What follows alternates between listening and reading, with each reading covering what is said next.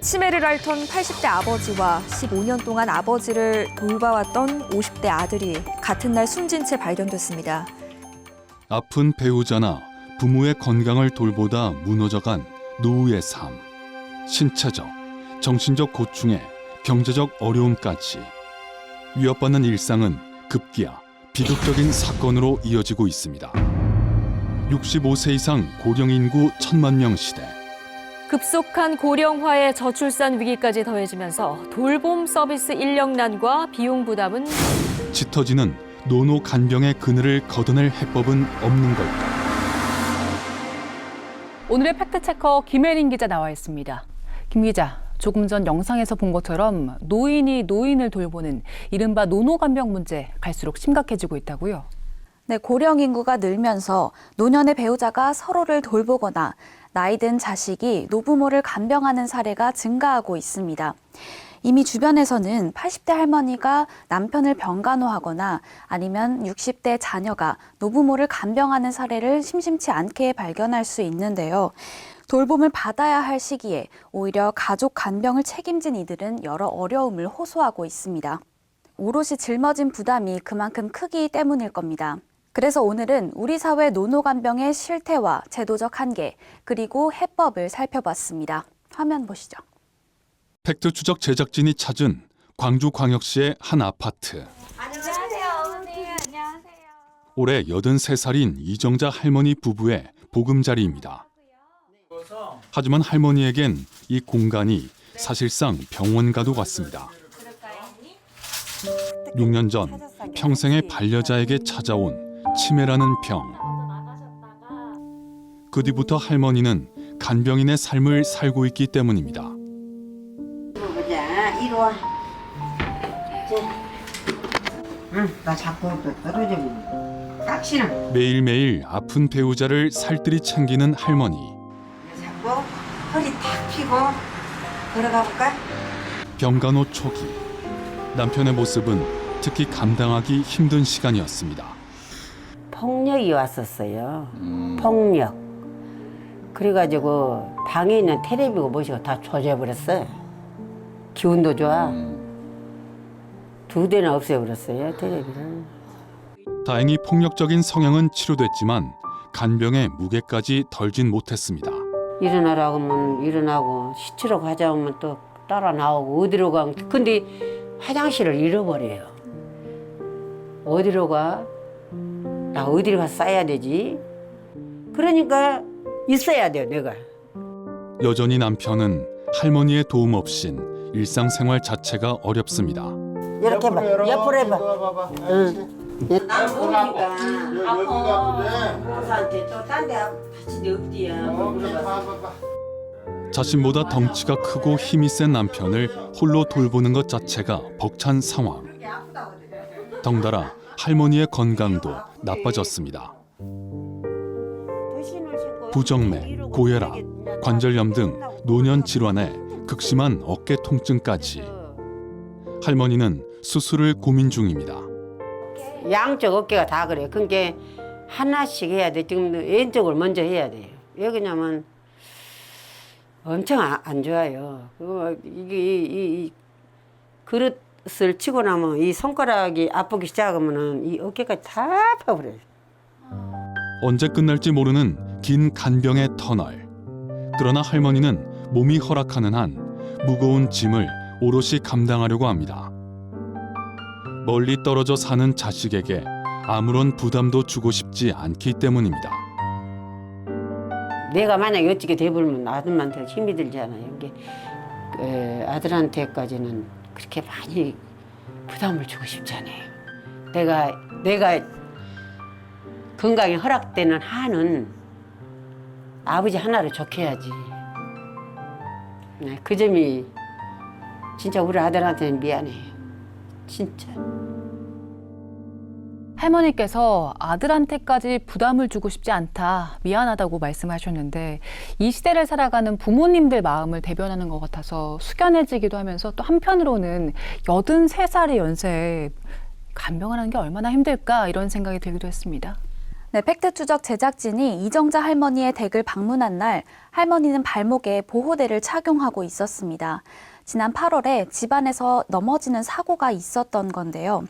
할머니는 바로 병원에 가지 못하고 밤마다 통증을 참고 지내다 최근에야 병원 진료를 받았다고 합니다.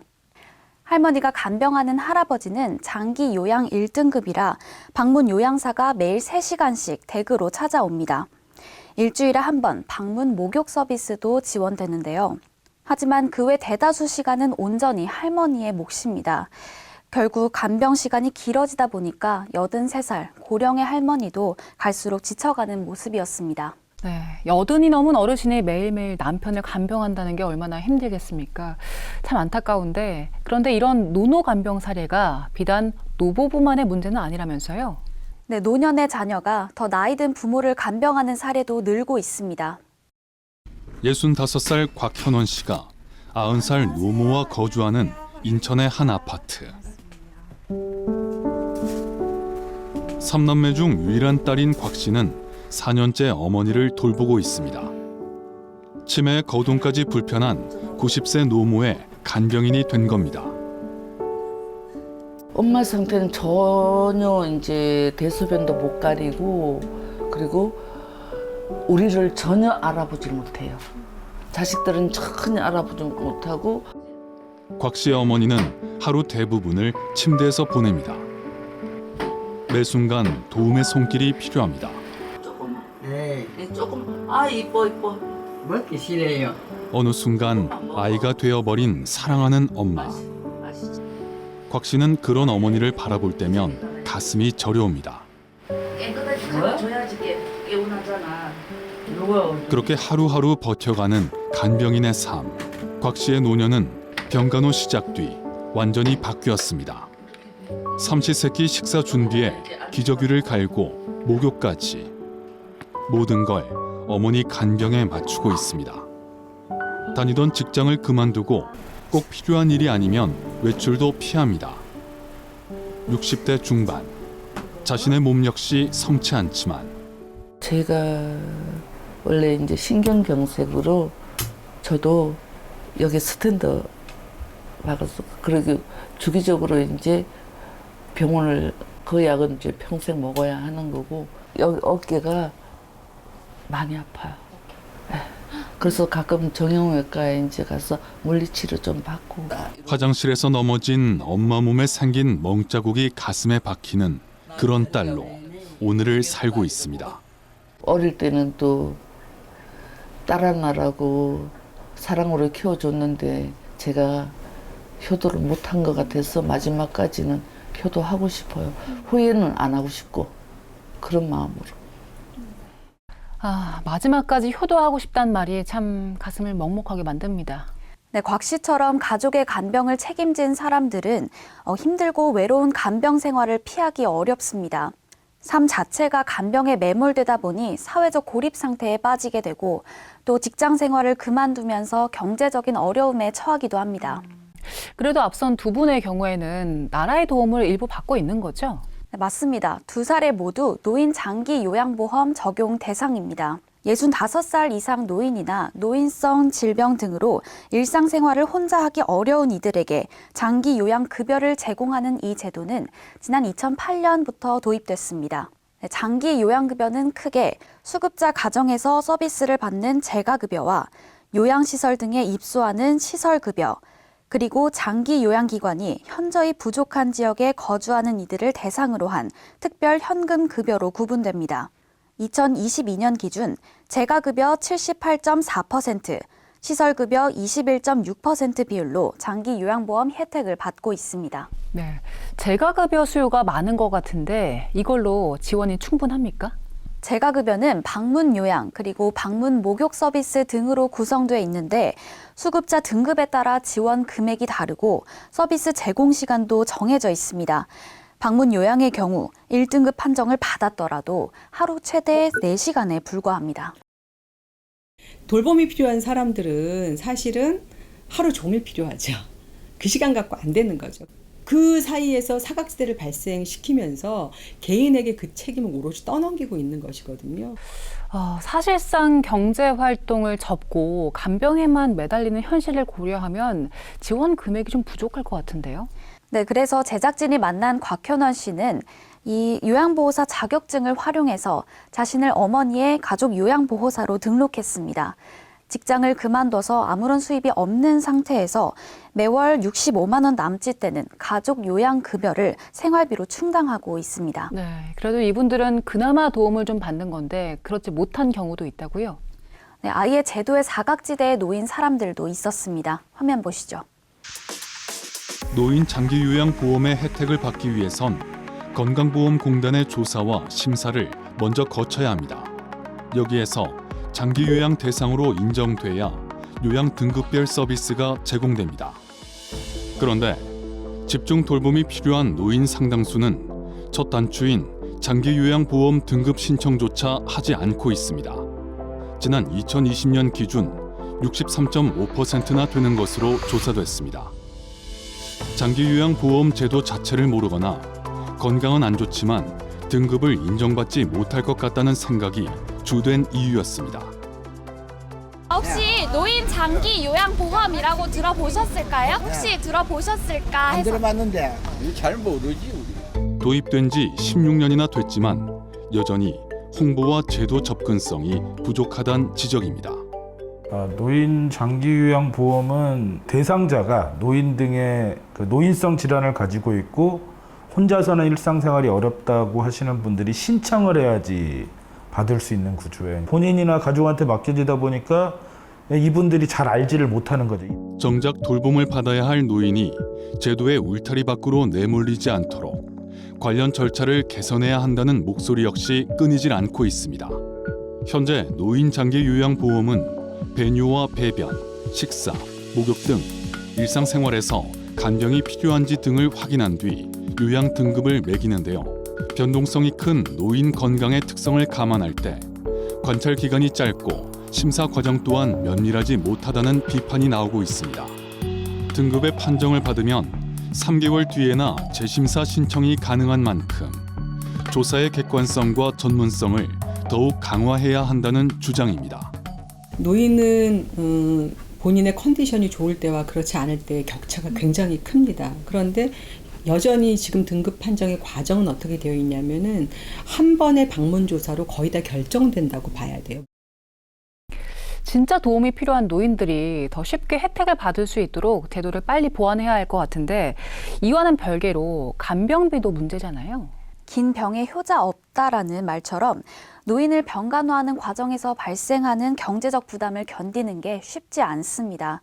특히 간병을 맡은 사람이 은퇴한 고령자라면 더욱 그렇습니다. 앞서 전해드렸듯 장기 요양 1등급을 받더라도 방문 요양사의 돌봄은 하루 최대 4시간에 불과합니다. 나머지 시간은 온전히 가족이 돌보거나 별도로 간병인을 고용해야 하는 건데요. 그런데 이 비용, 대다수 노노간병 가구에선 엄두도 못 내는 수준입니다. 지난해 말 기준 개인 간병인 고용 비용은 하루 평균 12만 2천 원, 한 달 370만 원에 육박합니다. 이는 65살 이상 가구 중위소득의 1.7배에 달하는 돈입니다. 네, 간병비 부담이 상당한데 간병인을 쓸 여력이 안 되니까 가족들이 책임을 질 수밖에 없는 거네요. 그러다 보니 간병에 지치게 되고 또 비극적인 사건까지 일어나고 있습니다. 지난해 7월에는 60대 남성이 희귀병을 앓던 아내를 3년 넘게 돌보다가 숨지게 하는 일도 있었습니다. 바로 경찰에 자수한 남편은 오랜 간병에 경제적으로 지치고 막막했다라고 털어놨습니다.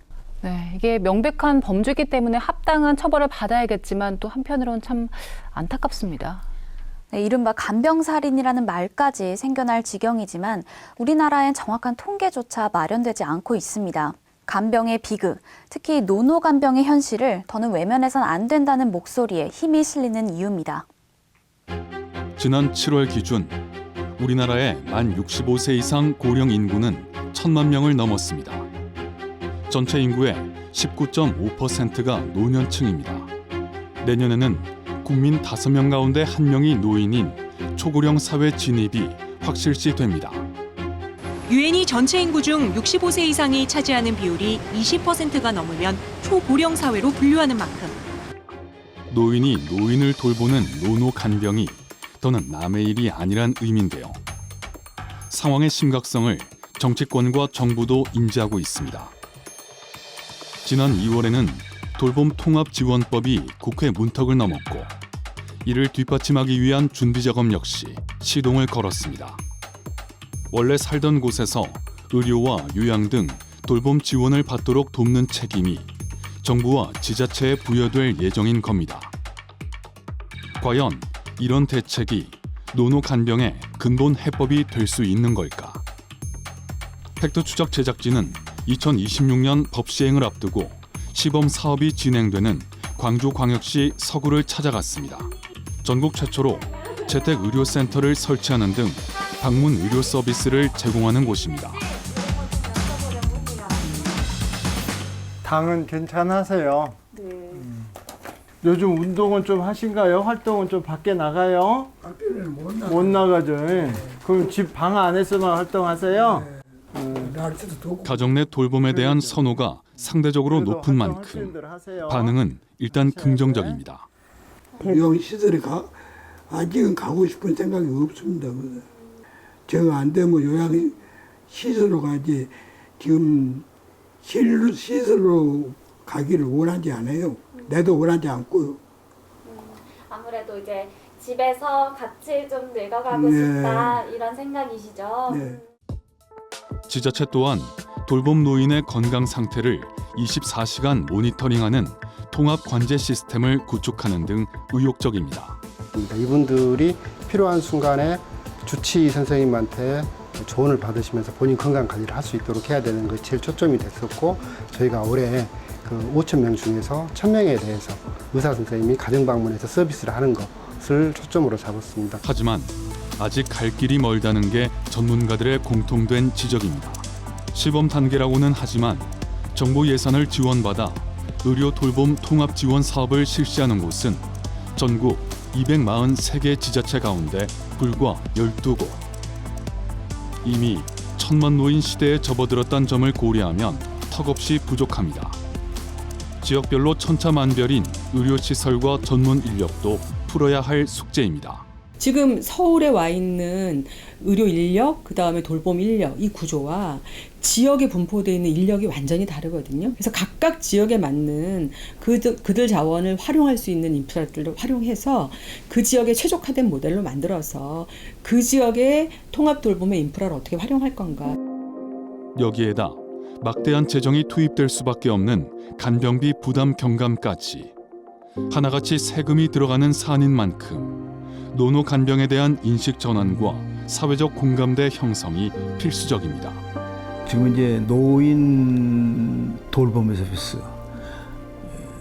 거동이 불편한 사회적 약자는 누군가의 도움 없이는 삶을 영위하기 어렵습니다. 앞으로 내가 돌봄을 받을 그 나이가 됐을 때 지금을 생각한다면은 우리가 그냥 넘겨짚을 문제는 아니다. 우리가 다 같이 고민해서. 네, 결국 노노 간병은 우리 사회가 다 같이 고민을 하고 또 해결책을 모색해야 한다. 이런 이야기 같네요. 네, 앞서 언급한 중장기적인 대책 이외에 부정수급 관리 감독을 강화해 노인 장기 요양보험 재정 누수를 막고 또 요양등급 심사 과정 개선과 홍보 및 교육 강화 등의 노력도 병행돼야 할 것으로 보입니다. 네, 알겠습니다. 김 기자 수고했습니다. 오늘 팩트 추적은 여기까지입니다. 저희는 다음 주에도 현상 이면에 숨겨진 사실조차 시청자 여러분 목소리에 더 귀 기울이겠습니다. 함께해 주신 여러분 고맙습니다.